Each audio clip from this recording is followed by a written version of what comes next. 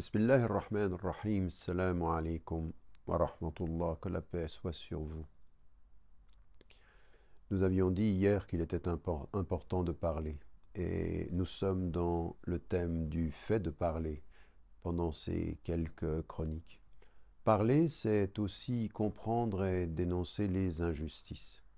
Et les injustices, on peut les voir de deux côtés. On peut le voir du côté du pouvoir et on peut les voir et les considérer du point de vue des victimes. Aujourd'hui, nous allons nous concentrer sur la dénonciation de l'injustice du point de vue du pouvoir. Et cela, c'est important de comprendre que quand on regarde le monde et quand on regarde les injustices du point de vue de ceux qui les promeuvent, de ceux qui les imposent, de ceux qui utilisent et leur richesse, et leur pouvoir, et le système social pour dénaturer la relation sociale, pour répandre l'injustice, pour exploiter les gens. Eh bien, à un moment donné, parler, c'est avoir le courage de confronter les pouvoirs. Le pouvoir, il faut en parler. Parce que quand on dit dans notre quotidien la hawla wa la quwwata illa billah, il n'y a de pouvoir et de puissance qu'en Dieu, qu'est-ce qu'on est en train de dire? Et quand on dit hasbunallah wa ni'mal wakil, Dieu ne suffit et il est le meilleur des garants. On est en train de parler de pouvoir en fait. On est en train de dire qu'au-delà de son pouvoir, hormis son pouvoir, nous ne reconnaissons aucun pouvoir qui pourrait s'imposer à nous contre les principes, contre la justice, contre l'humanité. C'est cela qu'on dit. Et donc, il faut parler du pouvoir et pas simplement de ses relations. Encore une fois, nous confondons souvent le cheminement spirituel avec la fraternité, l'amour, le don.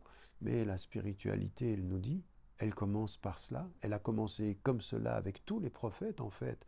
Et Jésus, et Moïse, et Jésus, et Muhammad, alayhi salam, à tous ont été confrontés au pouvoir. L'un, il a confronté Pilate, l'autre, il a confronté Pharaon. Et vous savez l'histoire du prophète Mohammed, ils ont confronté les pouvoirs.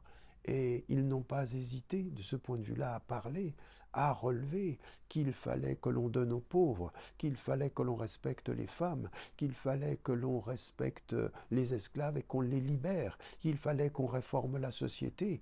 Il faut parler au pouvoir de fait que dans leur gestion de leur pouvoir, eh bien, ils produisent le mal, ils répandent le désordre, ils imposent des bains de sang. Ils sont les êtres qui doivent être interpellés si nous voulons réparer le monde.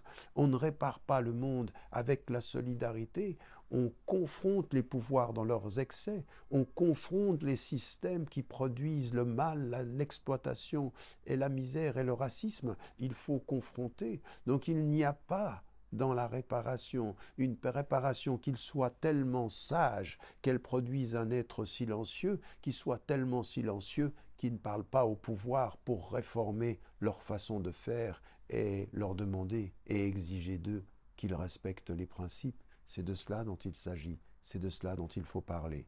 Et c'est à cela à quoi nous devons nous engager. N'oubliez pas de dire à ceux que vous aimez que vous les aimez. La vie est fragile.